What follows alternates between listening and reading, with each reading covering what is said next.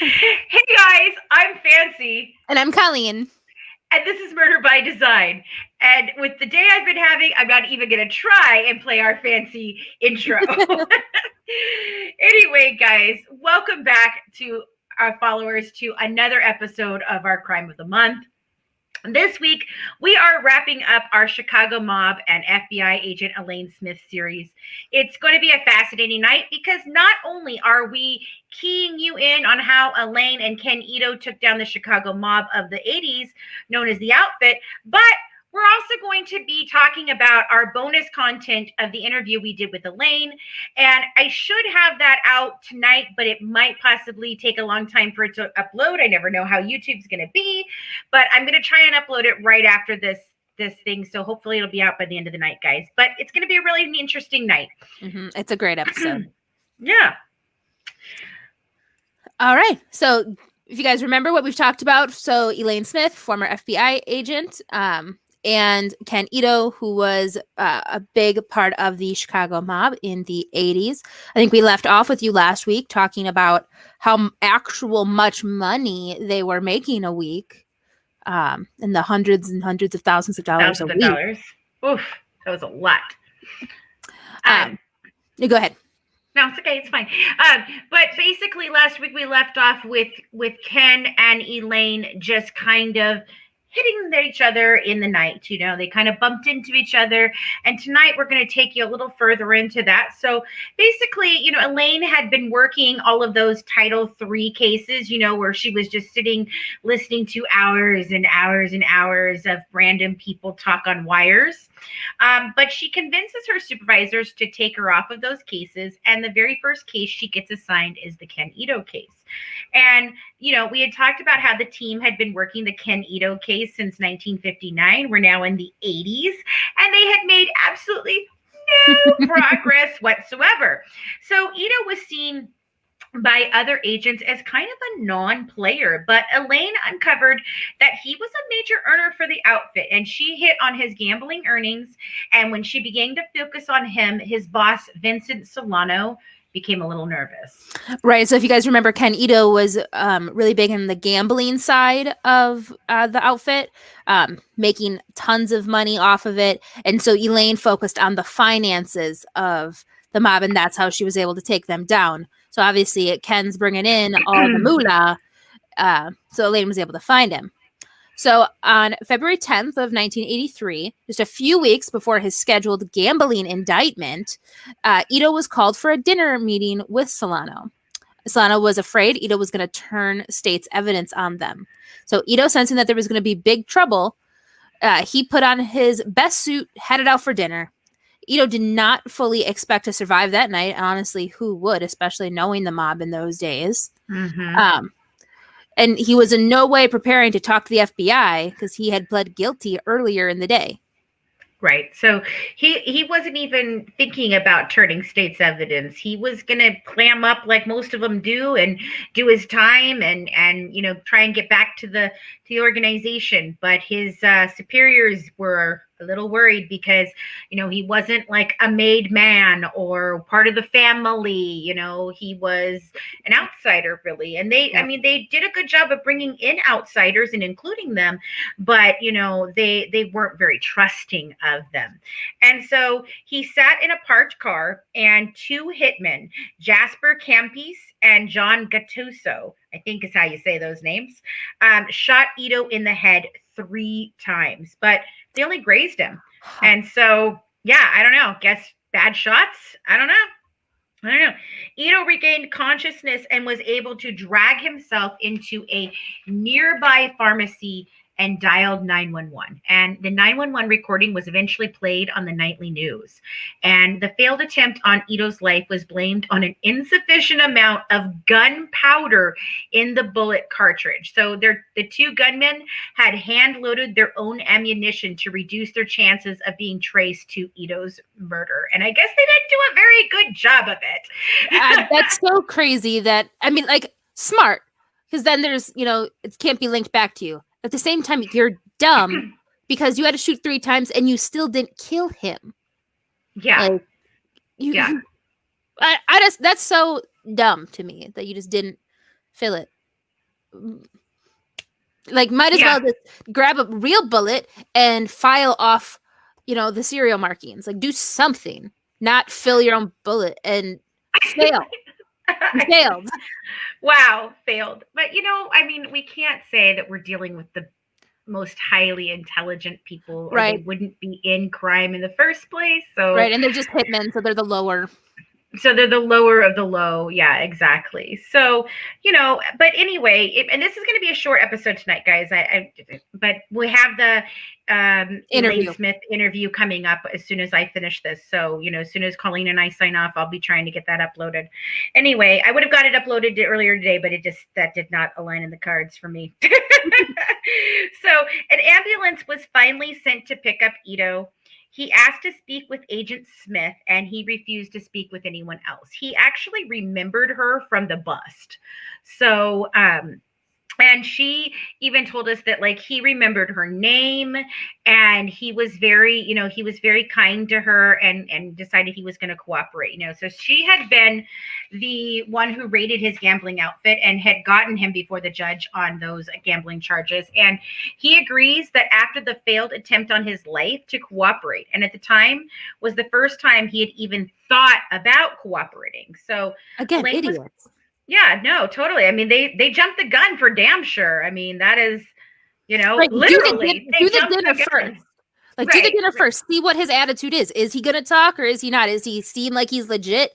And if he was seeming legit, then don't shoot him, because you're like, well, I don't think, is he going to turn? Okay, then kill him, but actually kill him. Oh, anyway. So Elaine was called in the middle of the night while she was away on a skiing trip. And when she returned to work with Ito for years to get the different numbers of the outfit convicted.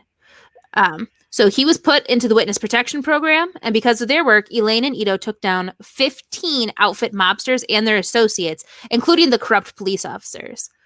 Yeah. So, I mean, because remember, we were talking about the fact that Ito was actually responsible for paying off the cops to like the tune of like $3,000 a week, Yep. to make sure that they didn't, they looked the other way when things happened, and it would have been just another case of that, to be honest. He would have pled out.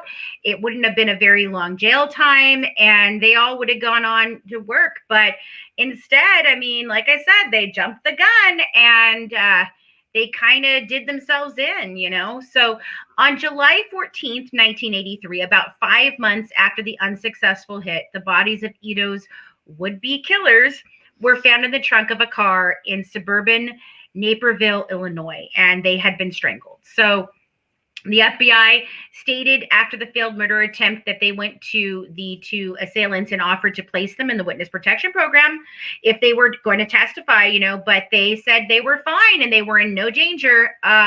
Really? Right. You failed a hit attempt and people freaking were getting indicted because of it, and you think you're just going to walk off into the sunset? Are you shitting me? Dumbasses. Straight up dumb. Like, you were given the chance. So easy, especially being the lower people. Like, you already failed. You already are getting your bosses and their associates arrested. Like, you just take any deal you can get so you don't go to jail for murder, or you don't get killed by your own people. And you didn't. Right. And well, you're swimming with the fishies like the rest of them. Honestly, like, anytime we talked about the mob, and I think I said this in the first episode, but it just reminds me of the Batman Dark Knight series, just how corrupt the Justice Department was in that series, and how there were cops that were working with the mob in that series and getting paid off, and then started to turn. And just, it reminds me of that so much. Yeah. Good series. It does. Well, Ito lived a full life and passed away in Georgia in 2004 at the age of 84. He lived under the name of Joe Tanaka, and he left behind 6 children, and Elaine Smith and him maintained a relationship right up until his passing. So, I mean, this is kind of like you said, Stella, it's a crazy story. What a story. Hey, Rebel. Guys, I mean, this one was interesting for me. Like I said, I've always been fascinated by the mob. I like all the mob movies. I like to read watch documentaries on them. And I've done a lot of my own research on them myself, but You're right, Stella. Yep. Yep, you're right. So Stella says everyone was on the payroll, from judges down to cops and everyone in between. They were, and you know what? That's what I'm saying, is if they had just played it cool, that would have continued to go on. But not. No, Nope. again, two hitmen failed at their job. You had one job, and your failure resulted in the mob getting taken down by a woman. Right, by a woman who nobody wanted to give the time of day because she was one of the first women in the whole FBI. So, it's just crazy. And Elaine's interview is amazing, guys. You definitely are going to tune in for that. I'd say come back in about an hour. I'm sure it'll be up by then, as long as YouTube doesn't give me any weird fits, because it's so strange all the time. But I really enjoyed talking about this case. It's a little bit of a departure from what we normally talk about, but when you get a call or an email, in this case we got an email. But if you get an email and you've got somebody saying, "Hey, I have a former FBI agent who took down the Chicago mob and she'd like to come on your show and talk with you," you kind of say, "Yeah." Well, and she's so fascinating. We talked about her, I think, in our first episode of her, how she got to be where she was, being a teacher, and going then into the FBI with her husband, one of the first married couples in the FBI. Right. And then when we got into this, so like Fancy said, she's more into the FBI or into the mobs than I am. Obviously, I've never connected with that part of the true crime world, because to me, I think it's more money and passing of goods kind of thing and like murders for money purposes versus like crimes of passion and stuff like that. Right. But Elaine has done more than just the mob. And one of the favorite parts of our interview with her was when we talked about what she did with 9/11, and talking about how she followed the money with the terrorists, and was able to find out more information on Al Qaeda and taking them down, which was, you guys know I talk about all the time. I love learning about the Middle East, everything after the Gulf War, up until current day ISIS that's still there. I love to learn about. And so getting to talk with her professionally and her being on the inside of how they investigate those things, fascinating. She's an amazing woman. Yeah, she had a lot to talk about, not just the mob, but it's really interesting, the interview. I think it's one of the most interesting that we've done, as far as, not necessarily just specifically true crime, but going further and it's not to say that this isn't true crime, or even money laundering is a true crime. It all is, but it's not the type of true crime that we generally talk about.